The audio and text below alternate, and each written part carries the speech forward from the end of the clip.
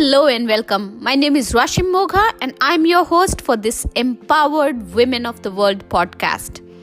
A podcast where we talk about technology, leadership and success. Welcome to season 2. Now last month was a very busy month for me with various speaking engagements where I got to share my experiences and thoughts on technology, women empowerment and diversity, equity and inclusion. One of the highlights of my last month was a keynote that I did for People Matters on embracing allyship and inclusive leadership. While I was sharing, actionable steps on building an inclusive team, the topic of psychological safety drew a lot of attention from that audience, and there were a lot of questions around it.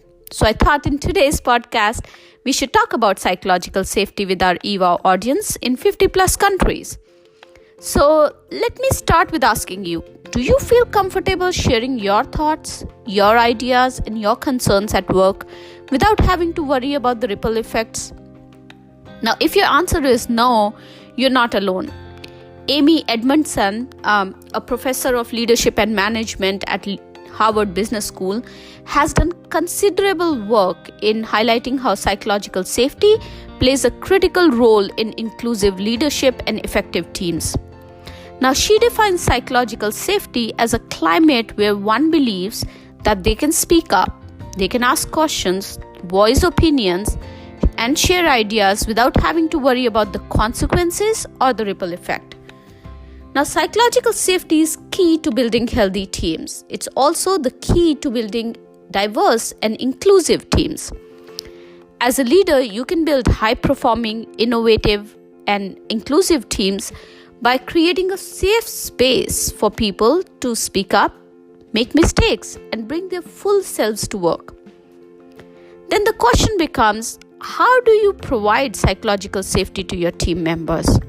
So I have 5 steps for you, or 5 action items for you that you can use today to start building psychological safety in your teams. First and foremost is to clarify the purpose and the vision. Start with sharing the big picture with your team. Why the work that they are doing so important? What role do they play in driving the purpose or vision of the company or the organization? When you do that and when you start talking about the bigger picture, you're actually empowering your team to think beyond just their day-to-day operations and bring in a point of view on the innovative solutions based on their diverse experiences. Oftentimes, our teams get so sucked into the day-to-day operations that they don't have an opportunity to step back and bring in their experiences, their diversity of thought into conversations that help them design innovative solutions. And that's what you want to do by clarifying the purpose and the vision. Second is to be vulnerable. If you want to normalize the risk-taking ability in your team and failures as learning opportunities, you first need to get comfortable with sharing your failures with your team. Only when the team sees that you are sharing your learnings, you are open to failures, and you're openly talking about that, they are encouraged to do so. And this is critical because then you're normalizing the risk-taking. Then you're saying it's okay to fail sometimes, and we'll evaluate, where failures can be absorbed by the team, but it's important that they're taken and seen as learning opportunities. The third piece is to be curious. The key thing is to remember that leaders do not have all the answers. What they have is the ability to ask the right questions so that they can get all the answers, right? I remember an example early on in my leadership career. I had just inherited a new team. Now, I remember saying to them, I don't like no for an answer, which essentially in my mind meant that I want them to think outside the box. Before they say, no, we can't, there's no solution to this problem, I would like them to think hard, think outside their boxes, bring in their personal experiences, and think how they could create a solution for that. Now, my team actually perceived that as I would not take no for an answer, which meant that they would feel compelled to say yes and take on every project, even when, that might not have been the right project for them. Now, that is definitely not I intended. So over a period of time, I've learned to be curious and ask questions differently. I've learned to reframe my questions. And now I use questions like, what are my blind spots? What am I missing? What am I seeing? What am I not seeing in the process? Right? What I don't know, what I don't know. So I encourage my team to point out those blind spots to me, especially when I take over new teams that have institutional knowledge that I do not have.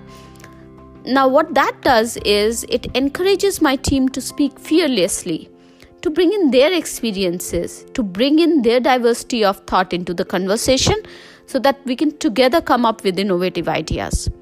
So just by being curious and by rephrasing the questions, I now ask them, that has enabled me to drive inclusion within my team, to encourage my team to bring in diversity of thought and to be able to think outside the box for innovative solutions. The fourth one is to provide feedback. Now, providing psychological safety does not mean that you should not hold your team accountable. On the contrary, because solutions are developed within your team based on their experiences, you now have a team that is more accountable. It is important to provide your team timely feedback from your point of view, recognizing that your point of view might be partial and there might be more to the story. By doing so, you welcome and invite the conversation, which helps build psychological safety because now you're opening up a door for a conversation. A great way is to start with I statements. I notice versus you did this. When you reframe your sentences with I, you actually take accountability. You acknowledge that it's your perspective and you offer an opportunity for others to share their perspective as well. And that becomes a positive feedback loop then. The fifth and the last step that I have for you, a tip that I have for you, is to acknowledge risk takers.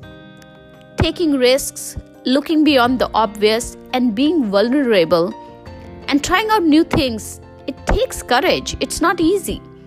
Part of building an inclusive culture that provides psychological safety is to acknowledge and celebrate risk takers, immaterial of the result. You want people to feel good about taking risks. And if they're not successful, then treat them as learning opportunities.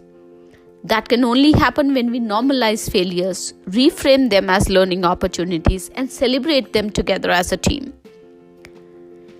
It takes time to build psychological safety in a team. But once you start doing that, you start building a diverse and inclusive culture in your team that's innovative. And your DEI journey then becomes easier. So those were my 5 tips in terms of how to build psychological safety in your team. And then also, as part of our eWOW podcast, we provide you with a new tip every week so that you can be successful. Today's tip for you is the link to the eWOW 2021 Virtual Summit recordings, where you can listen to more tips on building a diverse team.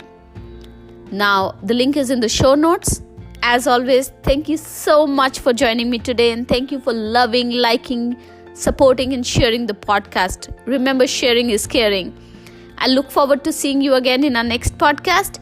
Till then, keep empowering the world.